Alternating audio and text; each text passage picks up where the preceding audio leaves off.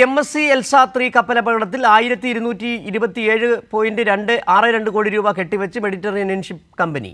ഹൈക്കോടതിയിലാണ് bank ഗ്യാരണ്ടിയായി തുക കെട്ടിവെച്ചത്. ഗ്യാരണ്ടിയുടെ അടിസ്ഥാനത്തിൽ MSC അക്കിറ്റേറ്റ 2 കപ്പൽ വിട്ടയച്ചു. സംസ്ഥാന സർക്കാരിന്റെ അഡ്മിറാൽറ്റി സ്യൂട്ടിലാണ് നടപടി. വിവരങ്ങളുമായി തിയോഫിൻ ചെറികാട്. തിയോഫിൻ, ഏതായാലും ഈ ഗ്യാരണ്ടി തുക നൽകണമെന്ന് ആവശ്യപ്പെട്ട് കേരളം വലിയ തരത്തിൽ നിയമപോരാട്ടം നടത്തിയിരുന്നു. പക്ഷേ ഗ്യാരണ്ടി തുക കെട്ടിവെക്കാനാകില്ലെന്ന നിലപാടിലായിരുന്നു MSC മെഡിറ്ററേനിയൻ കപ്പൽ കമ്പനി. പക്ഷേ ഇപ്പോൾ അഡ്മിറാൽറ്റി സ്യൂട്ടിലാണ് നടപടി ഉണ്ടായിരിക്കുന്നത് മനസ്സിലാകുന്നു. എന്തായിരുന്നു സംസ്ഥാന സർക്കാർ നടത്തിയ നീക്കങ്ങൾ?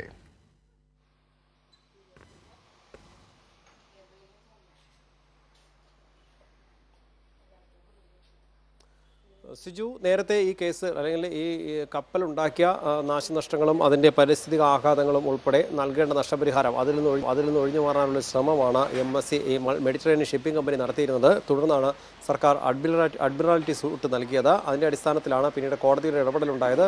ഇതിനെ തുടർന്ന് MSC കമ്പനിയുടെ തന്നെ മറ്റൊരു കപ്പൽ അക്കിറ്റേറ്റ 2 എന്ന കപ്പൽ തടഞ്ഞു വയ്ക്കുകയും ചെയ്തിരുന്നു. പിന്നീടാണ് ഹൈക്കോടതി നിർബന്ധപൂർവ്വം ഈ നഷ്ടപരിഹാരം അതിന് ബാങ്ക് ഗ്യാരണ്ടി നൽകണമെന്ന് ആവശ്യപ്പെട്ടത്. ആ ബാങ്ക് ഗ്യാരണ്ടി നൽകണമെന്ന കോടതി ഉത്തരവിൻ്റെ അടിസ്ഥാനത്തിലാണ് ഈ MSC അതായത് മെഡിറ്ററേനിയൻ ഷിപ്പിംഗ് കമ്പനി 1227.62 കോടി രൂപ നഷ്ടപരിഹാരമല്ല, അത് അടുത്ത പടിയാണ്, ബാങ്ക് ഗ്യാരണ്ടിയായി ഹൈക്കോടതിയിൽ കെട്ടിവെച്ചത്. ഈ ബാങ്ക് ഗ്യാരണ്ടി കെട്ടിവെച്ചതിനാൽ നേരത്തെ തടഞ്ഞു വെച്ചിരുന്ന കപ്പൽ വിട്ടയക്കാനും കോടതി അനുമതി നൽകിയിട്ടുണ്ട്. അതിൻ്റെ അടിസ്ഥാനത്തിൽ ആ കപ്പൽ വിട്ടയച്ചിട്ടുണ്ട്.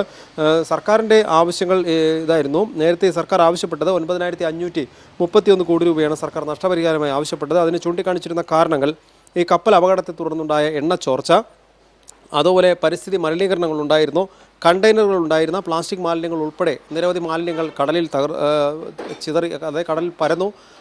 ഈ കണ്ടെയ്നറുകൾ ഉണ്ടാക്കുന്ന ഒരു പാരിസ്ഥിതിക ആഘാതം, അത് കാരണം ഈ മുങ്ങിപ്പോയ കണ്ടെയ്നറുകൾ ഉണ്ടാക്കുന്ന പാരിസ്ഥിതിക ആഘാതം, അതുകൂടാതെ തന്നെ മത്സ്യത്തൊഴിലാളികൾക്കുണ്ടായ ഉപജീവന മാർഗ്ഗ നഷ്ടം, ഇതുൾപ്പെടെ ചൂണ്ടിക്കാണിച്ചുകൊണ്ടാണ് 9,531 കോടി രൂപ സർക്കാർ നഷ്ടപരിഹാരമായി ആവശ്യപ്പെട്ടിരുന്നത്. പരിസ്ഥിതിക്ക് വിനാശകരമായ നിരവധി പ്ലാസ്റ്റിക് മാലിന്യങ്ങൾ ഈ കണ്ടെയ്നറുകളിൽ നിന്ന് കടലിൽ ഉൾപ്പെടെ കലർന്നിരുന്നു. അത് മത്സ്യസമ്പത്തിനെ ബാധിക്കുന്നു.